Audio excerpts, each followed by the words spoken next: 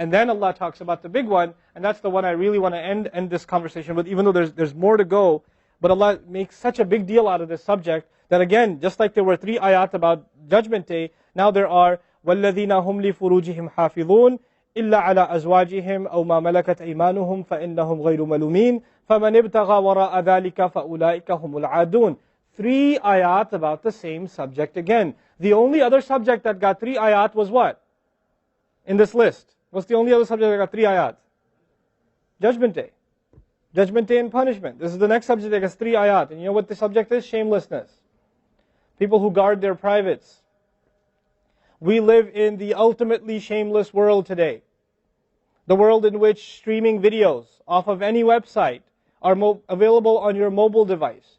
The age in which the pornography industry is a multi-trillion-dollar industry. The point of which, the agenda of which is to make sure every one of you is a consumer of filth in one way or another. That every man, woman, and child is exposed to this stuff, and they're hoping you are, so you become addicted to it, so you become yet another consumer. This is the gift of pornography to society. It's creating people, turning people into animals and perverts. And some of you, unfortunately, have that addiction. And you're watching this stuff online. And you're watching it and saving it on your apps and your mobile devices. And you don't feel bad about it anymore. You've justified it to yourself. And you feel bad about it once in a while, but you go back to it. And as a result, you think, oh, well, at least I'm not hurting anybody. At least I'm not doing it to anybody else. I'm just watching this stuff. It's okay. But you know what's happening to you? Inside, your soul is being just gutted. You have no soul left inside of you. So your prayers are empty and you can't even shed a tear in your salat because your heart is so devoid of the fear of Allah because of the filth you've been watching all this time. It's turned you from a human being into an animal. So you can't even look. A woman passes by and you look. You see a piece of flesh walking by. You don't see a human being walking by that deserves respect. You check everybody out and everything out. You're constantly gawking and staring. You have a hard time putting your eyes down. When you're on the subway, when you're on campus, when you're at work, you're walking down the street, you just can't help it. You see a billboard, you take a second look, you see a third look. You don't miss any opportunity to just to violate your soul with your eyes. You're addicted completely. And then you say, brother, how do I get khushu' and salat? What world are you living in? What world are you living in? Ayyuhal ikhwa, my brothers. Specifically my brothers. And I know some sisters have this issue too. It's a sad reality. This is a war. This is a war. This is more dangerous than any military war. This is the war that's destroying our souls. It's making its way into our homes. It's making its way, if I want to protect my children from this stuff as much as possible. But when my child goes to school, and it doesn't matter if it's Islamic school, there's a very high statistical likelihood that someone, a friend, with their iPod, with their mobile device, will say, hey, look at this. It's a very realistic, a thing nowadays. It's not far-fetched. And so I have to prepare my children for the filthy world that they're going to be brought up in. And there's no escape from this stuff anymore. There isn't. It's everywhere. It is everywhere. You have Islamic lectures followed up by, those YouTube puts those follow-up clips, and something will be filthy. Something will have to be filthy. And I don't think that's by accident. I'm not much of a conspiracy theorist, but I don't think that stuff is an accident. And what happens to you guys is you watch a video, you see something filthy, you click it, you click something else, and you end up watching disgusting things. That's what happens to you. وَالَّذِينَ هُمْ لِفُرُوجِهِمْ حَافِظُونَ. Especially when it comes to their privates, they guard them. They guard their shame. Brother, what's the solution? Should I get married? Like the guy who asked the other day, how can I get married right now? No, guys, the solution is not marriage. Because if you're a pervert, then you're going to be a pervert after marriage too. If you have no shame now, you will have no shame after marriage. Honestly. You think marriage is going to end your problems? No. Your problem isn't marriage. Your problem is spiritual in nature. Your problem is psychological in nature. You need help. You need to stop this. You need to stop hurting yourself like this. You will have nothing, there'll be nothing left inside you. I just had an email from a teenager who's addicted to pornography, an anonymous email, 14, 15-year-old teenager. Says, I want to kill myself. I can't stop. I've been watching it since I was 11. My parents don't know. I read this stuff and I cry because he's not one. There's millions of Muslim kids like this. Millions. Millions of them. We have to help these people. We have to do whatever we can. And we don't have the trillions of dollars of advertising to counter that. We don't. And it's not realistic for me to say Facebook, YouTube, Twitter, internet, it's all haram. It's not realistic, because it's a reality. It's as common as oxygen now. The only thing we can do is have a mature conversation about this and teach our youth to deal with this and navigate this and not fall into it. The elders that are here, stop watching Indian movies, man. Why are you sitting in a lecture talking about salat and the importance of salat, and you don't guard your shame? Mother and daughter and husband and wife and sister sitting together watching whatever? God, come on. Stop. وَالَّذِينَ هُمْ لِفُرُوجِهِمْ حَافِظُونَ. They guard their privates. But guarding your privates doesn't mean you don't commit zina. It means everything that leads to the temptation. Everything that leads to it. They watch it. They guard it.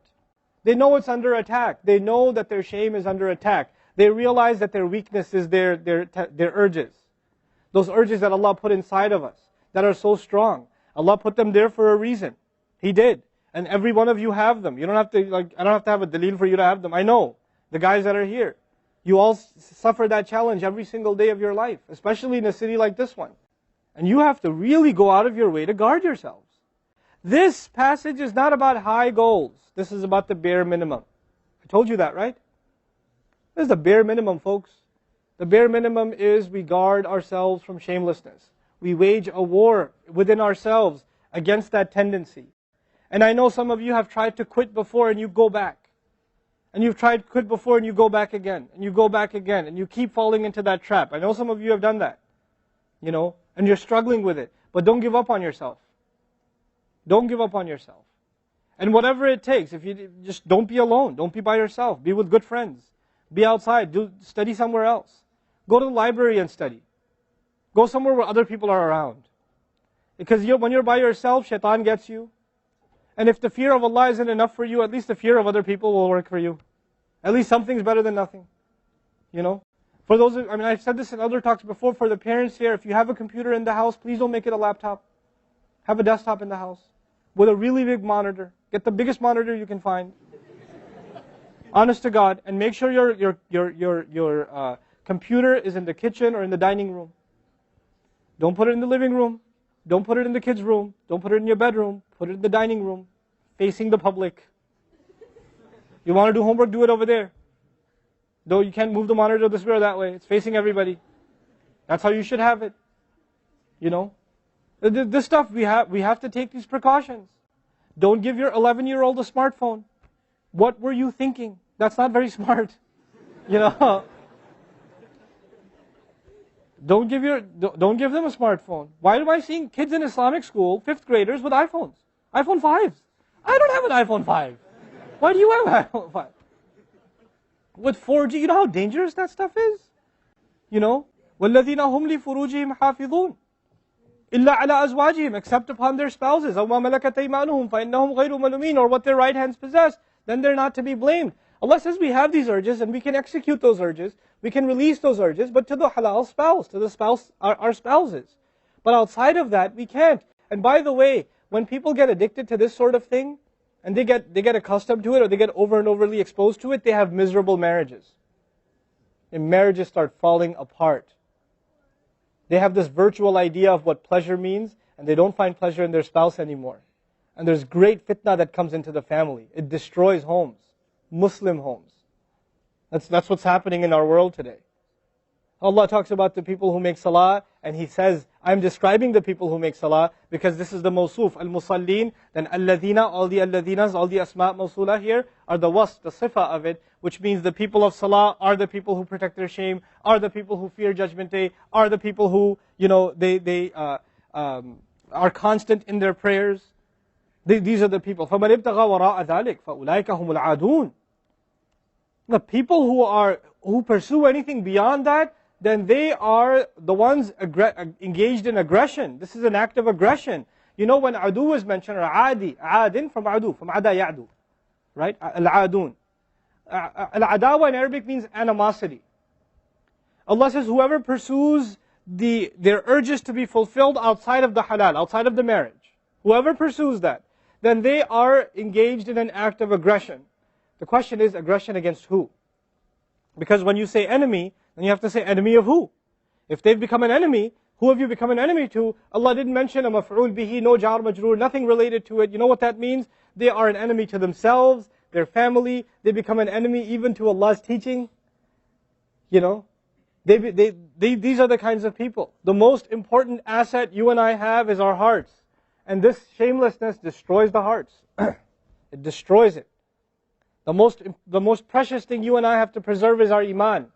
And these filthy images is destroying your iman.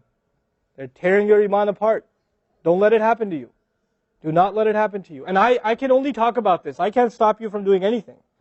And nobody else can. You will have to police yourself. You will have to control yourself. You'll have to make the decision, is my iman important enough? Is my salat important enough?